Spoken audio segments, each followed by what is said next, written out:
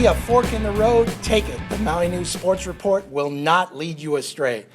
I'm Rob Coleus, he's Jordan Helly, and Jordan, we have to start this week with Maui High's big win over Baldwin. The year 2000 was a long time ago. That was Curtis Lee's final MIL title team, the last time the Sabers were in the state tournament, and the last time they beat crosstown rival Baldwin. But don't look now, they've broken a 26-game losing streak. Yeah, and I think it really says Bears. a lot about what Maui High has done in the last 4 years under Coach David Bowie. They showed a lot of toughness Friday night, I thought.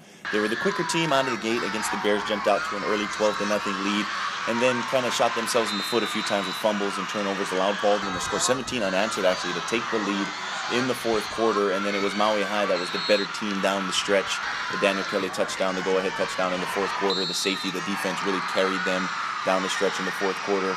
And for them to come out so well and then finish so well, I think says a lot about the confidence that that program has created for itself and the toughness that those kids showed and that have been instilled in them by Coach Bowie. Again, the rushing attack for Maui High, just so good. 161 yards total on the ground for Maui High. 3 guys over 50 yards each.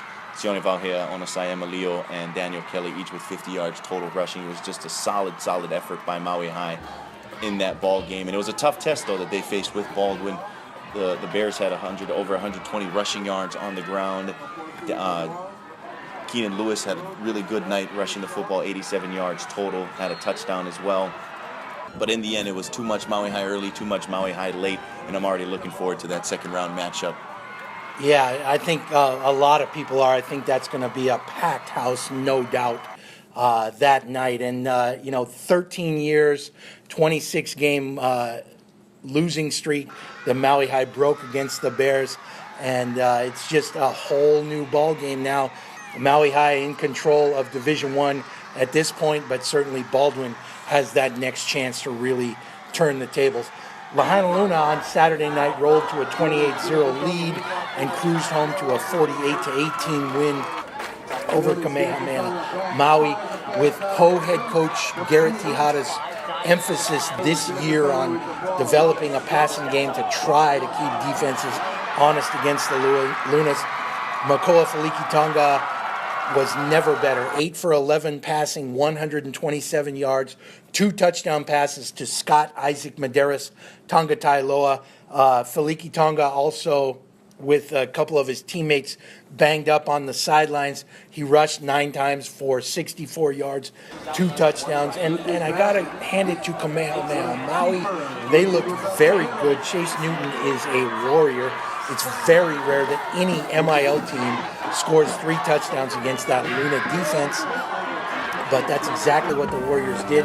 They had chances to score more, but Chase Newton, 120 yards on 23 carries rushing, and that's factoring in negative yardage for sacks, of which there were a few. He also had 110 yards passing. Joshua Hiwatashi, 17 catches on the year already, 4 for 74 on Saturday night, including a 43-yard touchdown pass. And that combination has got to be the best in the league right now, passing-wise. Also on Thursday night, Kihei Charter makes its debut in the 8-man game, a 33-24 loss to St. Anthony in a non-league game. Yeah, it was a lot of fun to see the Tiger Sharks get out their first taste of action. A lot of potential, I think, that for them there. Had a great game, typical 8-man game, lighting up the scoreboard back and forth with St. Anthony. The Tiger Sharks, of course, along with Lanai, joining the league this year, getting it up to 6 teams in the 8-man rank. Should be another fun season on that level. Without a doubt, there's going to be a lot of fun doubleheader Thursday nights that I think are really going to intrigue the fans that go. It's a great game. Jordan, one thing that you and I have talked about is the rash of injuries to notable players so far in this very young season.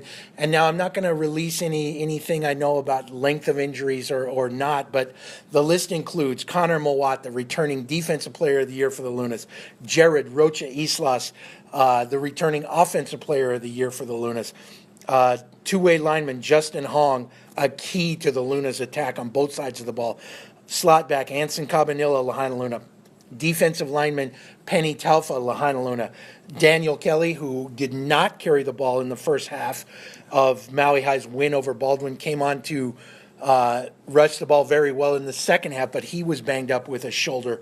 La'akea Kaho'ohanohano Davis of Baldwin, linebacker and leader of the Bears, Nohea Keahi, Ikaika Chung Ki, running back for Kamehameha Maui, who ran very well Saturday night. He's back from missing time.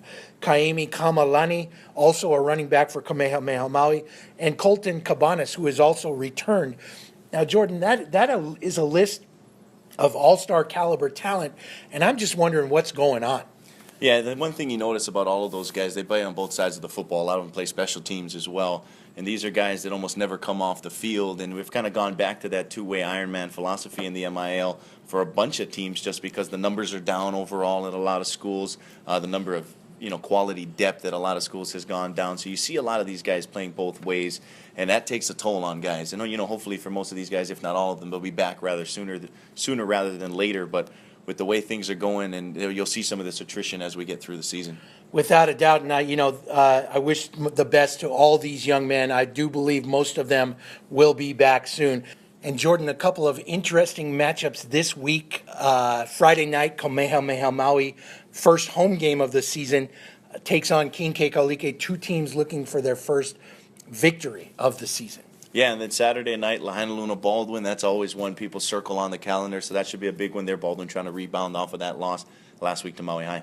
And that game is at War Memorial Stadium. Second round game, Lunas and Baldwin at Lahainaluna. That should be a lot of fun. It should be one of the first games, too, that they will be able to host in that brand new facility, Sukuli Stadium, which will be a lot of fun. And that's our report for this week, and send us your bobbleheads.